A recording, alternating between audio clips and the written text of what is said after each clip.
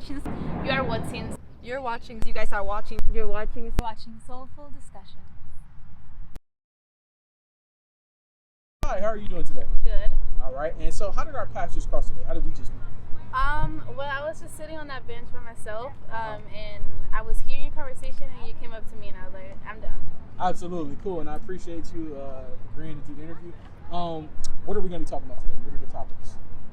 You said something about we're going to talk about how I think about. You said mental issues? Mental health is one of them. Strangers. Well, I'm approaching strangers who are women, Yeah. women who are strangers. And I forgot what the other. So it's about feet, mental health, and reflexology. Okay. Okay. In terms of mental health, are there any topics that you research and follow closely that you kind of know about already? No. No. So today we're going to be talking about depression, anxiety, Okay. living in the moment. How do you feel about it? Things like that. So when we get there, tell me what you think about it, about the approach that I learned about. Okay. Okay. What about reflexology? Familiar with it? Or? No. Okay. So some more cool information will be coming your way, and hopefully it'll be helpful to you. Okay. Let's start with the questions. Okay. What's something you like that other people might find to be weird? And I'm using the term weird for a reason. Maybe it's a hobby that you have people might find to be strange, or maybe a certain way you eat your foods. Something that I think is weird. Yeah, well, something that you like that other people might find to be weird.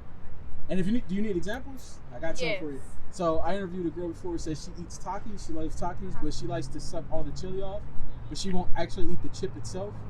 I had one girl who says that she does karaoke.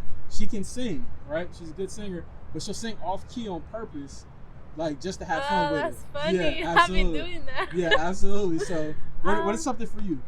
I want to say, I like to. One thing about me, I've always liked to sing and dance. I've always wanted to be like an artist. It's always been a thing. But I'm very shy. Okay. But I like to dance and sing in my room by myself, and like that's like my time away. But my sister, she'd be like, "You're weird. Like, why do you know?" Or my mom, she'd be like, "Why don't you try doing like classes or something?" I'm like, "I'm shy," and they're like, "You're weird." I'm like, "Bro, I don't know. Like, I just don't want to. I don't know." Absolutely. All right. And so, is there ever been a time in your life where everybody's made you feel insecure about your body or body part before? My family actually. Okay. Is that something you still deal with now, or do you already kind of have a control over it? I have more control over it, but they still try to get to me.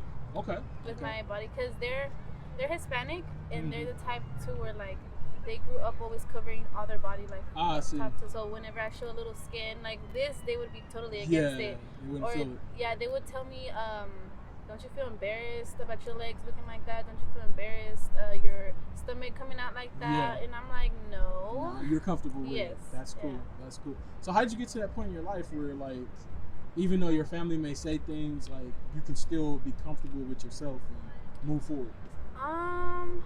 I guess because I started doing a little fitness. Okay. So that made me feel more confident, and a lot of people started hyping me up, like friends and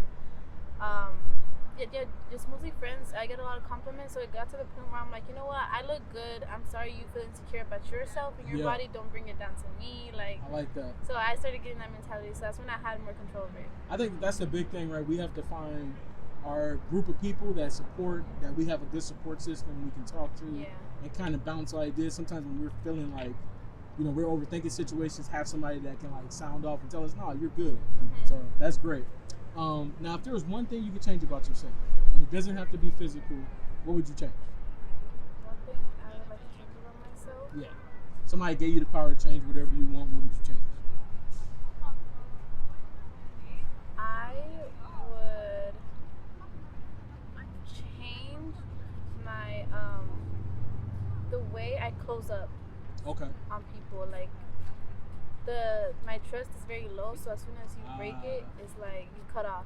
Yeah. So I wish like, and sometimes I feel like I cut off the wrong people. Maybe it was just like a misunderstanding or something. So I wish sometimes I was more like open and better communicator and stuff like that. Yeah. All right. Yeah, and that's interesting because like you saying that, like that's actually something I kind of resonate with because as a kid, like I've always been that way. Like I give you a chance, and then if you blow it, I'm kind of like I'm cool on you. Yeah. So I understand what you mean. Yeah. Because you know I think that sometimes in life we can have people like who will come in and they make it bad for everybody else. So like you said, sometimes you can cut off everybody and maybe you just need to cut off that one person. Yes.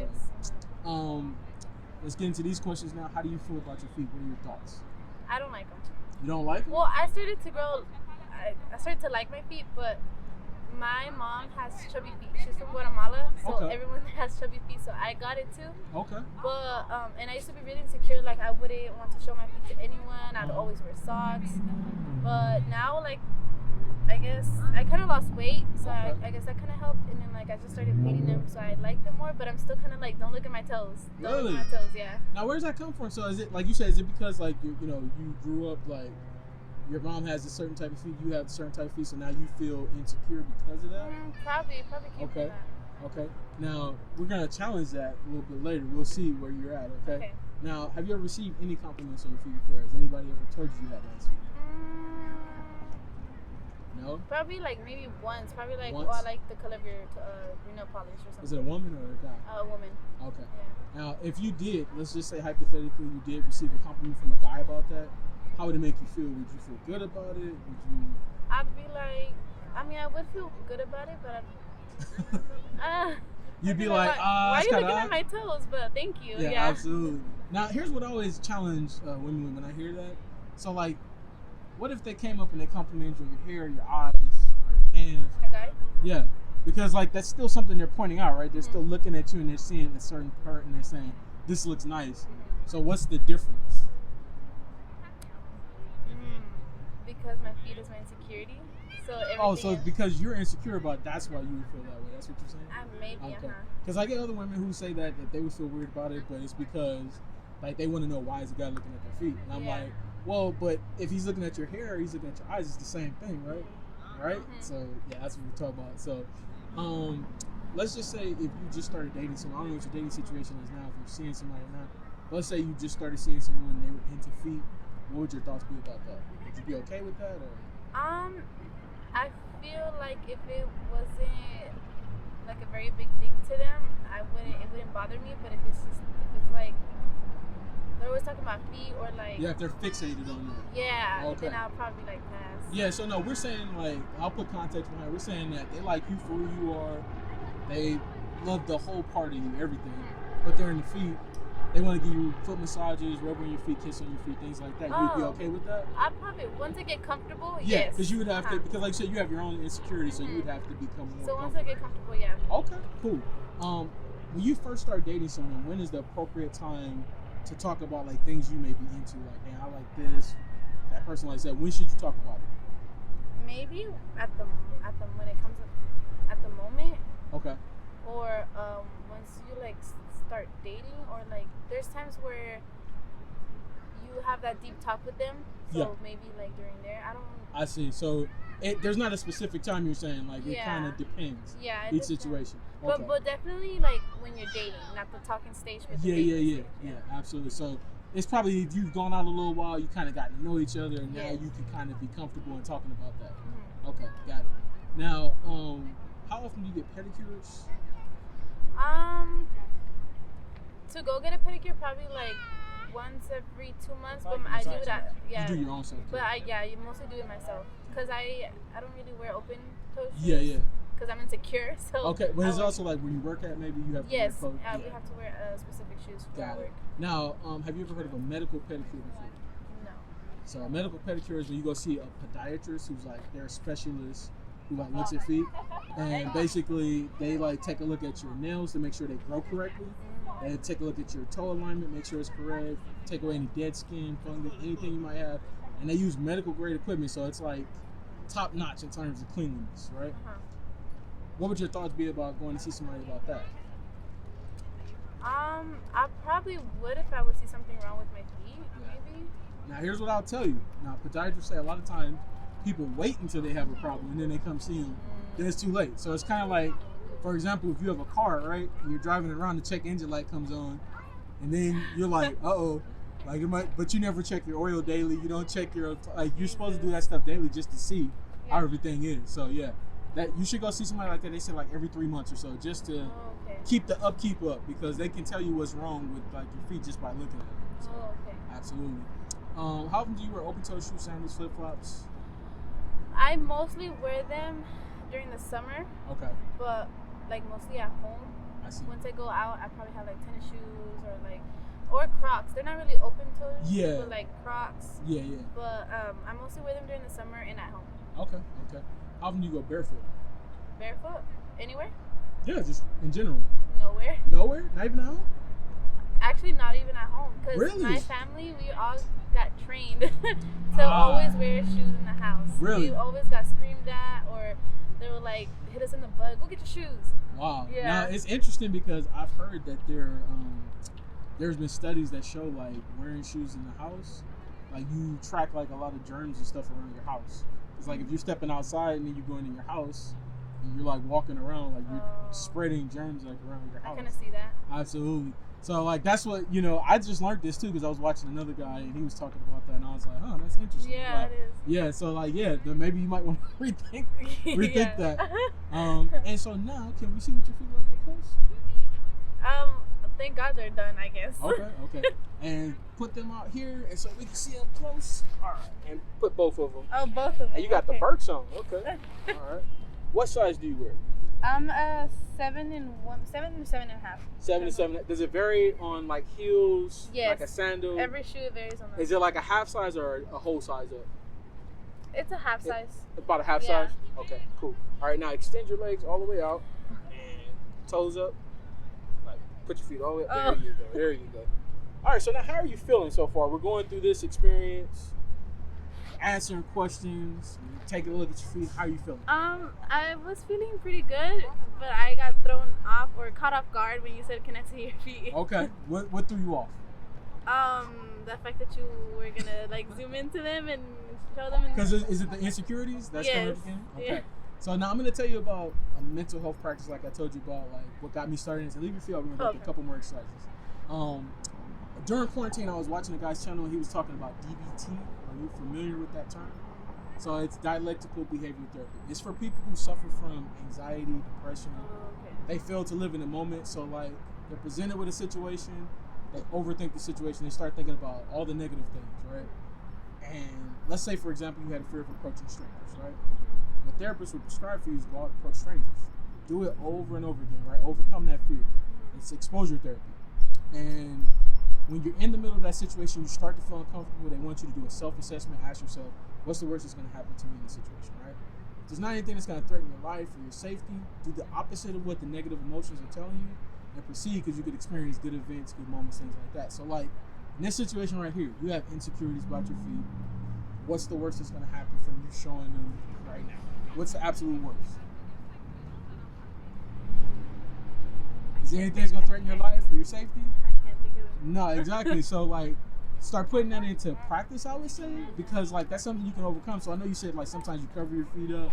Maybe it's just on purpose, just start wearing open toe shoes sometimes. Just ask yourself, what's going to happen? What's the worst that can happen? Because if you enjoy it and you feel comfortable that way, why should you change and do it because of like an insecurity about something that a long time ago or anything like that, right? Overcome it. That's actually smart. I've never thought of it like that. Yeah. And so this is why I go out and I talk about DBT and I do the exercises to see, can you overcome that? Like, how do you feel? Can you continue to be comfortable throughout the interview? Cool? Mm-hmm. All right. So now, reflexology, let's talk about that. You said you're not familiar with reflexology? Yeah, is that, I mean, it kind of sounds like reflexes.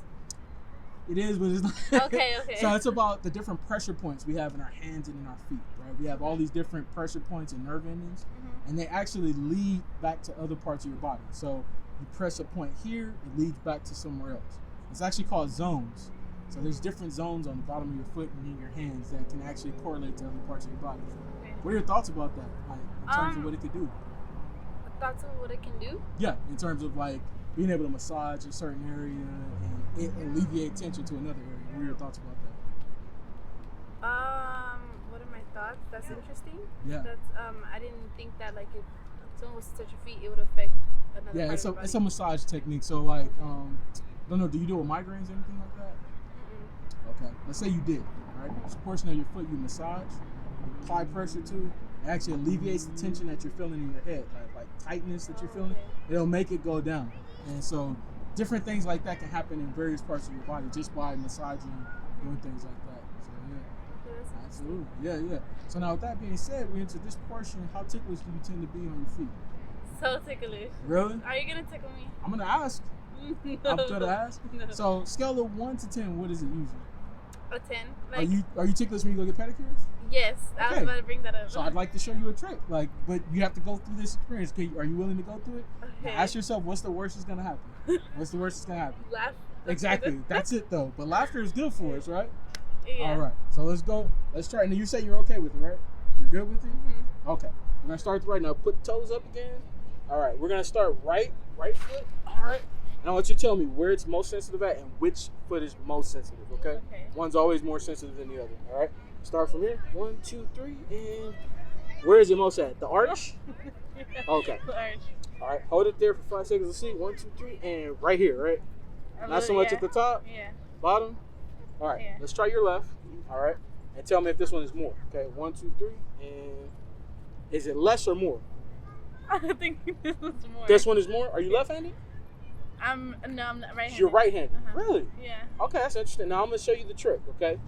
Wiggle your toes over here. Do this. Less, right? It does feel less. You know why? Why? Your foot's in motion. The muscles are moving, so it can't pick up on the tension that's happening. So when you go get your pedicures and using that pumice stone and it feels moving my toes? just wiggle your toes a little bit and it'll help it be a little bit less. All right, let's try here.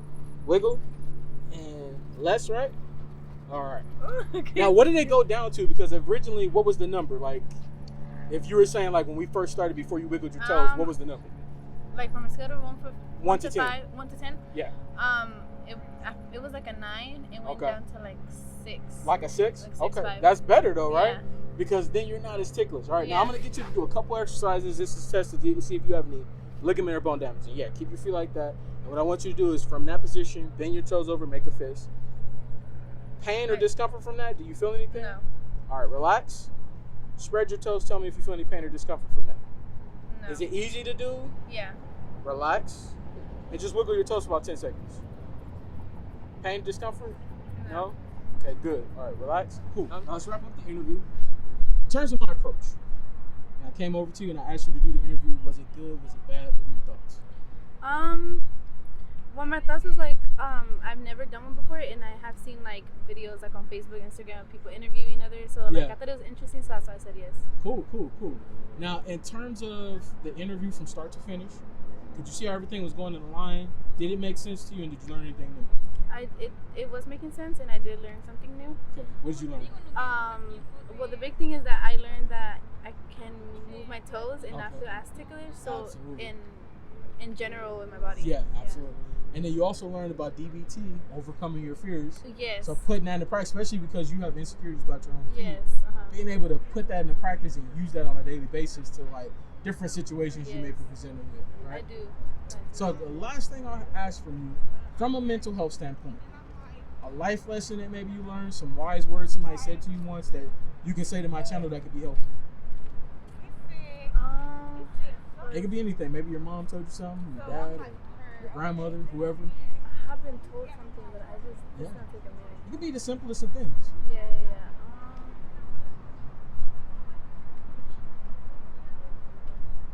Well, recently, actually, in the restroom, I read this sign that said, "Treat others like you want to be treated." Treat others like you want to. And I And that's feel the golden rule. Yes, right? it is, and I feel like everyone needs to be reminded that because the world is getting ugly. Absolutely. I thank you so much for like those kind words. Thank you for the interview, and we hope that you have a great one. Okay. Thank you. All right.